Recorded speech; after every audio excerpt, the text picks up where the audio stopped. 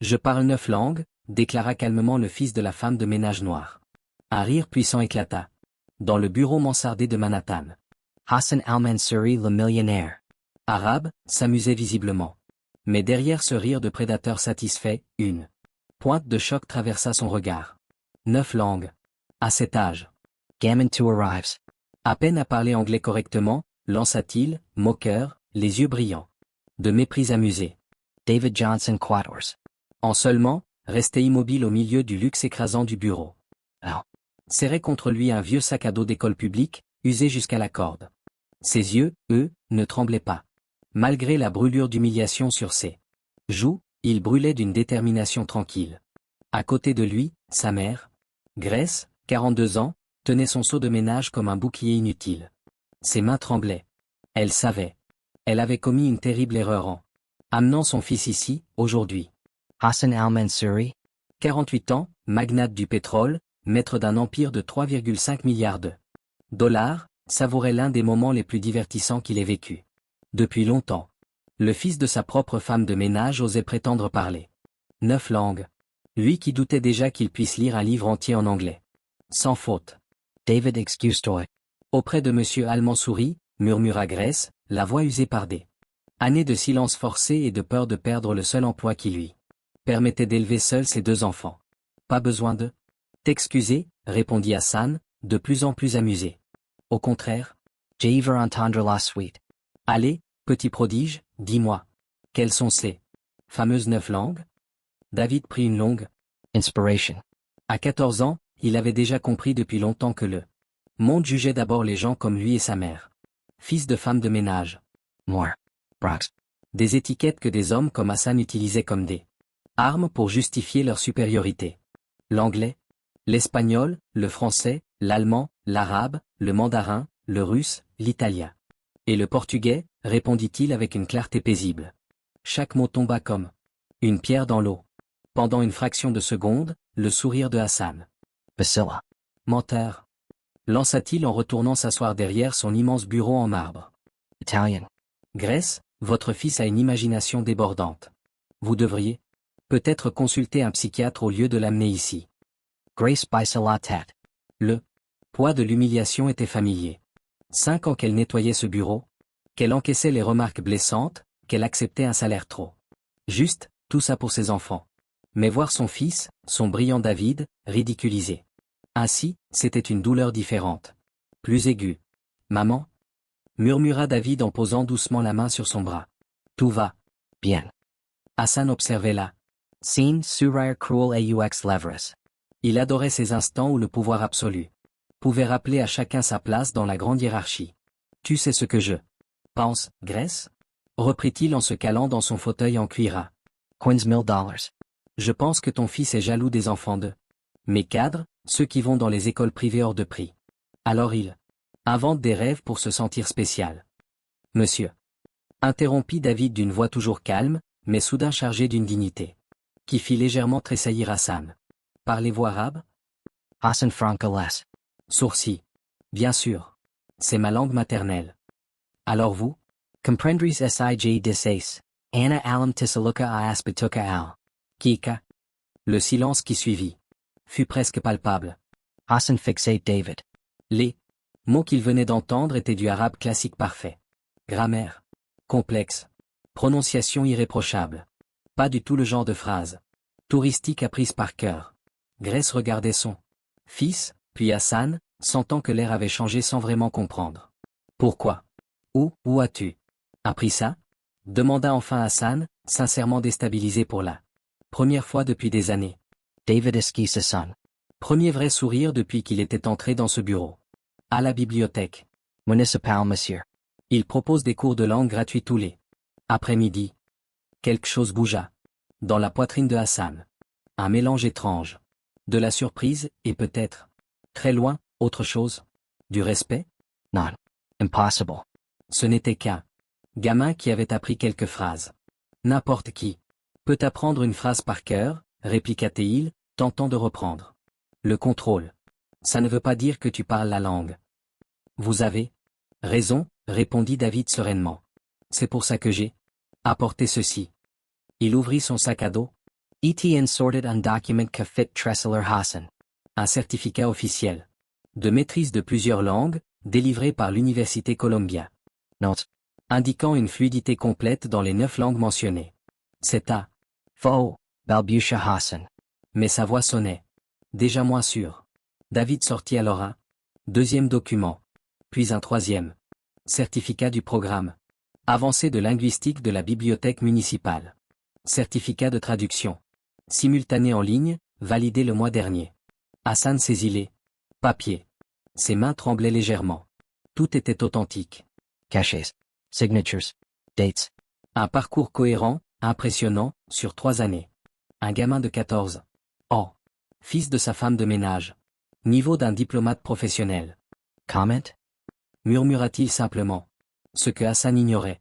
Encore, c'est que David Johnson portait en lui un secret bien plus grand que la maîtrise de 9 langues.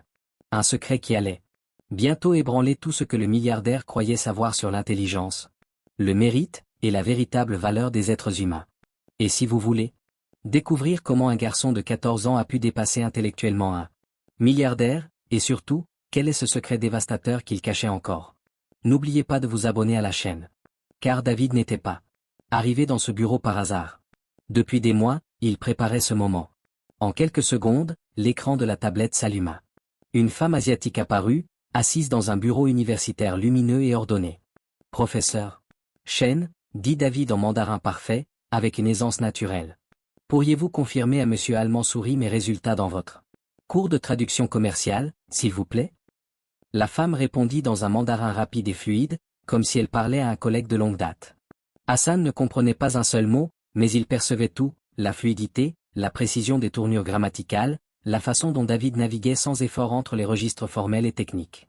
Puis la professeure passa à l'anglais, un sourire visible dans sa voix. Monsieur Al-Mansouri, David a été mon meilleur élève en 15 ans d'enseignement. À 14 ans, il maîtrise le mandarin comme un natif de Pékin. C'est tout. Simplement extraordinaire. Hassan Coppola. Connexion d'un geste brusque. Ses mains tremblaient légèrement. Il se tourna vers Grace. La voix étrangement rauque. Grace, tu survives. Si? Grace secoua la tête. Encore sous le choc. David a toujours été intelligent, monsieur, mais je ne savais pas à quel point. J'ai commencé à 11 ans, précisa doucement David. Ma mère avait 2 emplois. Pour payer des cours privés. Mais elle a perdu le second à cause de la pandémie. Quand je suis retourné à l'école publique, les cours étaient trop faciles. Alors j'ai décidé d'utiliser mon temps libre pour apprendre. Vraiment. Hassan sentait son estomac si nouir. Pendant que ses propres enfants fréquentaient les écoles les plus chères de New York, avec des tuteurs privés hors de prix, ce garçon avait dépassé tout ce que l'argent pouvait acheter, grâce à des bibliothèques publiques et à une volonté de faire. Mais pourquoi les langues? Demanda Hassan, sincèrement intrigué pour la première fois. Parce que je voulais comprendre le monde, répondit simplement David. Et parce que j'ai réalisé une chose, quand tu parles à quelqu'un dans sa langue, il arrête de te voir comme un étranger, et commence à te voir comme un être. Ces mots frappèrent Hassan comme un uppercut. Pendant des années, il avait utilisé ses origines arabes comme bouclier, prétextant des différences culturelles, pour garder ses distances avec ses employés américains. En réalité, c'était de l'arrogance pure. David, tu as 14 ans. C'est impossible. David sourit pour la première fois depuis son arrivée dans ce bureau. L'impossible n'est que le possible qui n'est pas encore arrivé. Hassan se tourna enfin vers Grace. Vraiment. Pour la première fois en 5 ans. Il vit une femme qui avait élevé un génie tout en frottant des sols, qui avait tout sacrifié pour donner une chance à son fils. Pourquoi es-tu venu ici aujourd'hui? Demanda-t-il d'une voix changée. Ta mère pourrait perdre son emploi. David échangea un regard discret avec Grace. Elle acquiesça presque imperceptiblement. Parce que je vous ai entendu parler au téléphone hier, expliqua David calmement. Vous discutiez d'un contrat en arabe avec des investisseurs du Moyen-Orient, mais vous avez fait des erreurs qui pourraient coûter des millions. Hassan pâlit.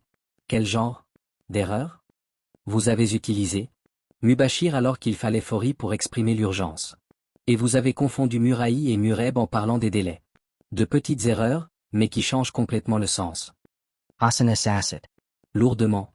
Ses investisseurs avaient semblé confus pendant l'appel, il avait mis ça sur le compte de la connexion.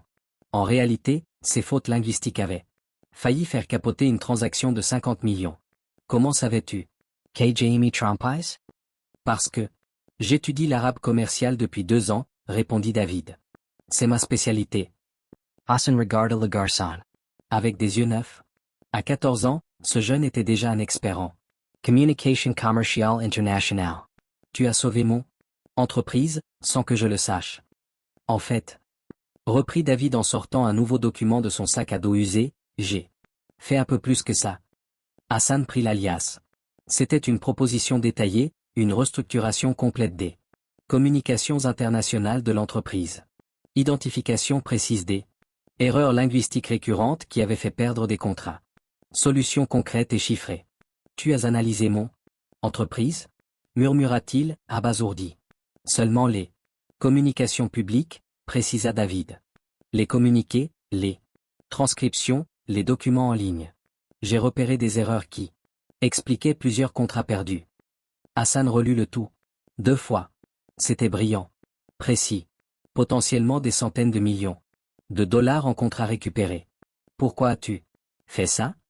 David prit une profonde inspiration. Parce que je voulais vous montrer que la valeur ne dépend pas de l'argent. Elle dépend de ce qu'on peut apporter. Hassan sentit quelque chose se briser en lui. Pendant des années, il avait cru que le succès était une question d'héritage, que l'intelligence était un privilège de classe.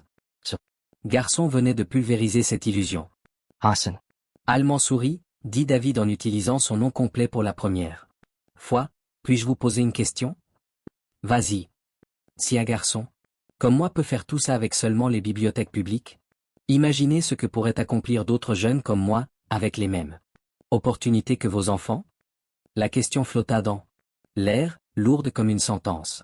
Mais Hassan ne savait pas encore que cette démonstration n'était qu'un prélude.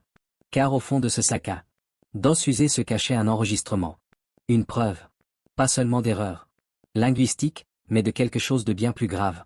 Et David était sur le point de l'utiliser d'une façon qui allait renverser à jamais l'équilibre des pouvoirs dans ce bureau.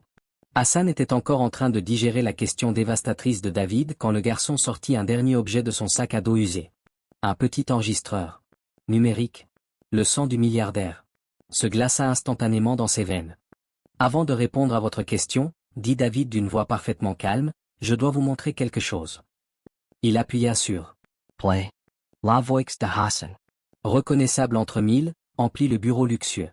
Ces noirs américains sont tous les mêmes, paresseux, incultes, toujours à rejeter la faute de leurs échecs sur les autres.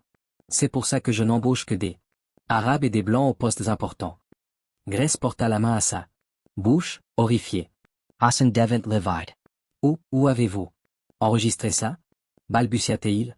Dans l'ascenseur? La semaine dernière, répondit David sans la moindre émotion. Vous parliez à votre vice-président de votre politique d'embauche. Vous n'avez pas remarqué que j'étais là.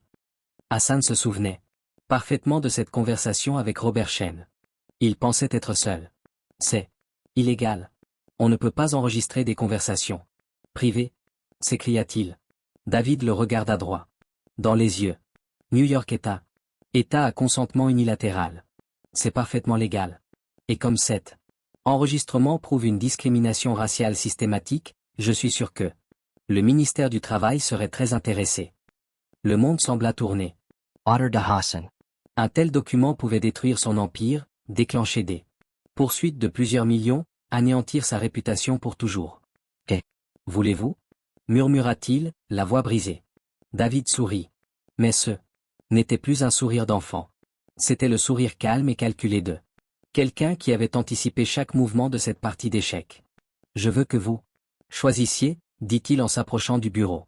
Vous pouvez continuer à croire que les gens comme ma mère et moi sommes inférieurs, et cet enregistrement se retrouvera demain sur le bureau de tous les journalistes et avocats spécialisés en droit du travail de New York. Ou bien, vous pouvez prouver que vous avez vraiment appris quelque chose aujourd'hui. Il marqua une pause, puis énuméra calmement ses demandes. Je veux que vous promouviez ma mère au poste de superviseur des installations, avec un salaire de 80 000 $ par an. Je veux la création d'un programme de bourse pour Les jeunes issus de communautés défavorisées. Et je veux que vous m'embauchiez. Comme consultant linguistique junior. Tu as 14 ans. Protesta Hassan. Et je parle 9 langues mieux que n'importe quel adulte que vous connaissez, rétorqua David. De plus, j'ai déjà prouvé que je pouvais faire économiser des millions à votre entreprise. Hassan tourna les yeux vers Grace. Elle restait silencieuse, mais ses yeux brillaient d'une fierté et d'une dignité nouvelle. Grace. Murmura Hassan, la voix tremblante. Tu as élevé un génie. J'ai élevé un homme, répondit-elle fermement. Un homme qui connaît sa valeur et qui refuse d'être traité comme un moins que rien.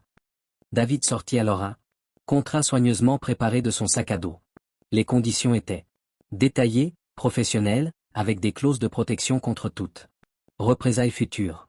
Le garçon avait pensé à tout. Comment puis-je savoir que vous ne diffuserez pas l'enregistrement même si je Signa? Demanda Hassan. David le regarda droit dans les yeux. Parce que, contrairement à vous, je crois qu'il faut donner une seconde chance aux personnes qui veulent sincèrement changer. Hassan relut le contrat. Les demandes étaient justes, presque modestes au regard de la valeur que David pouvait apporter. Et si je refuse de signer? David sorted son Téléphone et consulta sa montre. CT. Enregistrement sera envoyé au New York Times, à CNN et au bureau du procureur général, dans exactement 3 minutes et 40 secondes. Vous me faites Chanter, Souffla Hassan. Je vous offre là. Justice, Corrigia David. Vous avez profité pendant des années d'un système injuste. Aujourd'hui, vous avez la possibilité de faire partie de la solution. Hassan regarda par la fenêtre. Meds. Manhattan s'étendait en contrebas, la ville qu'il avait conquise par l'intelligence et une cruauté implacable. Mais ce garçon venait de le surpasser sur les 2 terrains. Il se tourna vers Grace. Acceptez-vous la Promotion. Grace regarded David. Oh. Hocha doucement la tête, encourageant. J'accepte, monsieur. Hassan sit on stylo. En or massif et signa le contrat. David Johnson. Dit-il d'une voix changée, vous venez de m'enseigner la leçon la plus chère et la plus précieuse de ma vie. Quelle Leçon? Demanda David. Que la véritable intelligence ne dépend ni de l'endroit où l'on est, ni de l'argent que l'on a. Elle dépend de ce que l'on fait des opportunités que l'on se crée. David Ranhea. L'enregistreur étendit la main. Bienvenue dans le XXI siècle, Monsieur Al-Mansouri. Hassan serra la main du jeune homme. Il sentait qu'il concluait là un accord bien plus important qu'un simple contrat. À cet instant, David fit quelque chose d'inattendu. Il sortit 2 autres petits enregistreurs de son sac à dos. Pour votre information, dit-il avec un léger sourire, tout ce qui s'est passé ici aujourd'hui a aussi été enregistré, y compris le fait que vous avez signé ce contrat de votre plein gré. Hassan éclata d'un rire. Frank. Pour la première fois depuis des années, ce n'était pas un rire cruel, mais un rire d'admiration sincère. Tu es effrayant? Non. Répondit David en souriant. Je me suis juste mieux préparé. Hassan pensait avoir reçu la plus grande leçon de sa vie. Mais David lui réservait une ultime surprise. Une révélation qui allait non seulement dévoiler l'ampleur complète de son plan, mais aussi un secret sur le passé même de Hassan. Un secret qui allait bouleverser tout ce que le milliardaire croyait savoir sur ses origines, et sur la véritable signification du mérite. 6 mois plus tard, Hassan Al-Mansouri était assis à une grande table ronde dans la bibliothèque Municipal du Bronx. Autour de lui, une vingtaine de jeunes issus de quartiers défavorisés participaient au programme de bourse qu'il avait créé à la demande de David. Il écoutait leurs questions, leurs rêves, leurs projets. Et pour la première fois de sa vie, il se sentait chez lui. L'homme qui, autrefois, voyait les bibliothèques publiques comme des symboles d'échec et de pauvreté les considérait maintenant comme de véritables temples de l'excellence éducative. Otter de la Grande. Table ronde de la bibliothèque municipale du Bronx, une dizaine de jeunes écoutaient avec attention. Monsieur Al-Mansouri, demanda Maria, une jeune latina de 15 ans, les yeux brillants de curiosité, est-il vrai que David a obtenu son premier emploi à 14 ans, en vous faisant chanter? Hassan partit d'un rire franc, sincère, le genre de rire qu'il n'avait presque plus connu depuis des années. C'est vrai. Et c'est la meilleure chose qui me soit jamais arrivée. À la table voisine, David, désormais 15 ans et officiellement le plus jeune consultant linguistique de l'histoire des grandes entreprises américaines, releva la tête. De ces contrats internationaux. Des contrats qui, en 6 mois seulement, avaient rapporté 200 millions de dollars supplémentaires à Al-Mansouri. Industrie grâce à ses corrections précises et à ses suggestions stratégiques.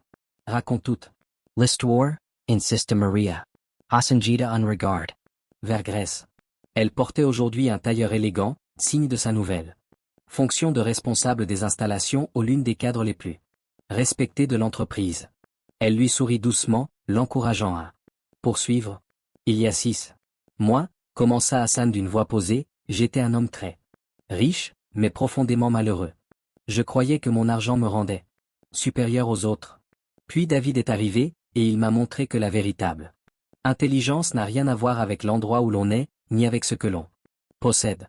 Elle dépend uniquement de ce que l'on fait des opportunités que l'on se crée soi-même. Mais comment savait-il que ça marcherait? Demanda Carlos, 13 ans, qui étudiait désormais la programmation grâce au programme de bourse. David posa son stylo et leva les yeux. Parce que j'ai fait des recherches sur Monsieur Al-Mansouri pendant des mois. J'ai découvert qu'il avait grandi comme un immigrant pauvre au Liban, qu'il était arrivé aux États-Unis à 16 ans sans parler correctement l'anglais, et qu'il avait construit son empire à partir de rien. Hassan baissa légèrement la tête, un sourire amer aux lèvres.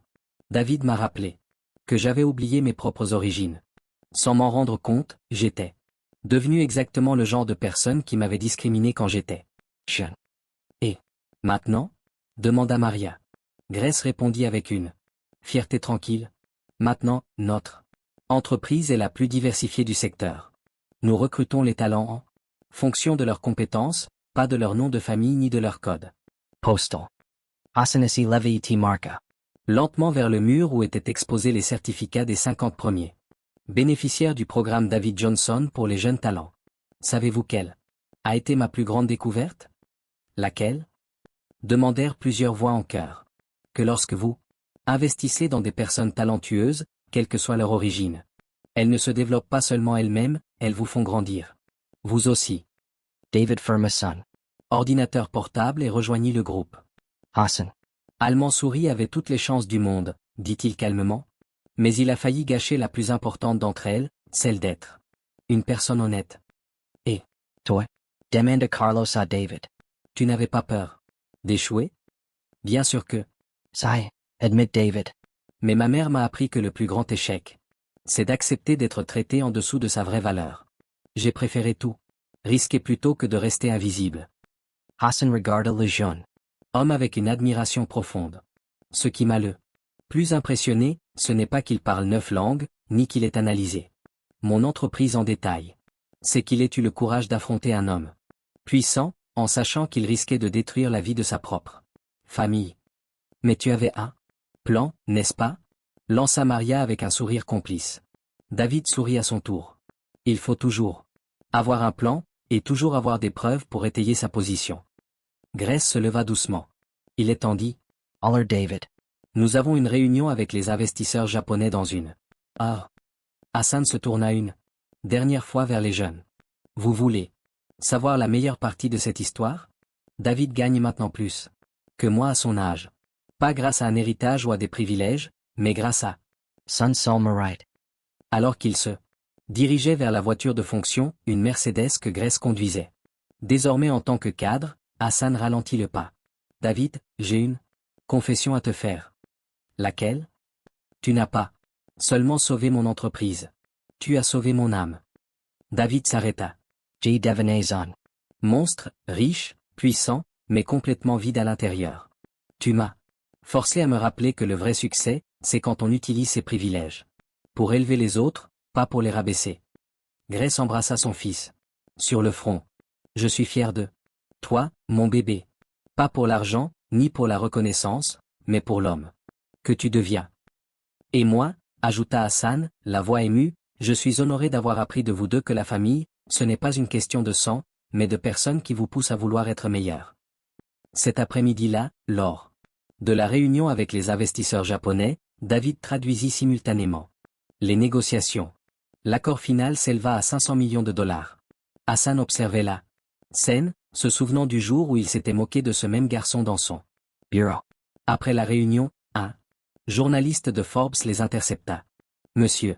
Al-Mansouri, comment vous sentez-vous d'être le premier PDG milliardaire à avoir un conseiller de 15 ans? Hassan sourit.